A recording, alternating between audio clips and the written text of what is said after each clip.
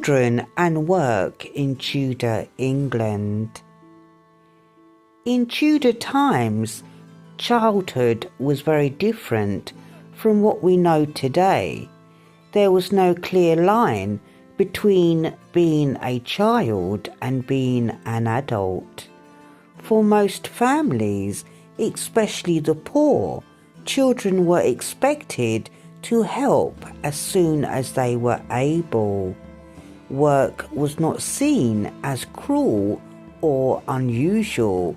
It was simply part of life and survival.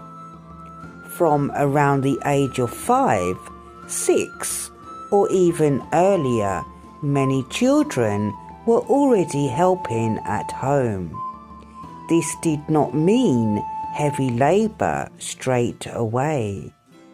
Young children fetched water, gathered firewood, scared birds from crops, or watched younger brothers and sisters. Girls often helped their mothers with cooking, cleaning and spinning wool, or preparing food.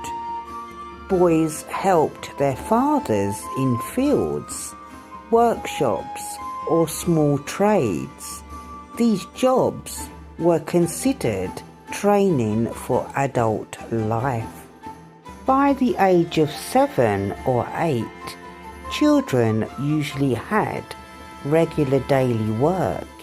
In the countryside, this meant tending animals, planting seeds, or helping with harvest tasks. In towns and cities like London, children worked in shops, stalls, or workshops. Some poor children were sent to live and work in other households, earning food and shelter instead of wages. Life was hard, but this was seen as normal and necessary. Many boys began schemes, learning trades such as shoemaking, tailoring, carpentry, or even printing. Schemes often lasted for 7 years. Boys lived with their masters, followed strict rules, and worked long hours. In return, they were fed, housed, and taught a skill that could support them for life. Discipline could be harsh, and schemes had little freedom. Girls of the same age were often sent into domestic service. They worked as maids in wealthier households, cleaning, cooking, and helping run the family home. This taught them useful skills for marriage and adult life. Like schemes, servant girls worked long hours and lived under strict supervision. By their early teens, most Tudor children were treated almost as adults. They worked full days from sunrise to sunset, especially during busy seasons like harvest times. Schooling was rare unless a family was wealthy. Education was a privilege, not a right. For poor children, learning to read or write mattered far less than earning their keep.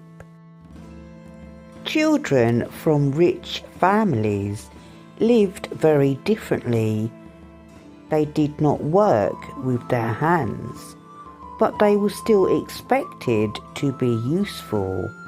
Boys were educated in languages, religion and manners, preparing for careers at court, or even in the church or in government.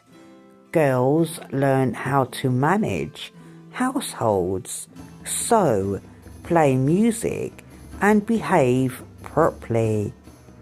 Some noble children were sent to live in other households from a young age to learn discipline and social skills. There was no child labour laws in Tudor England. People believed that idleness led to crime and bad behaviour. Children were expected to be busy, obedient, and hard-working.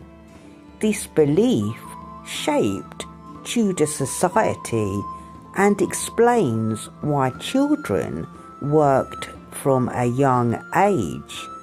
It was not questioned, it was tradition. So, while Tudor childhood may seem harsh to us, it was shaped by hard working.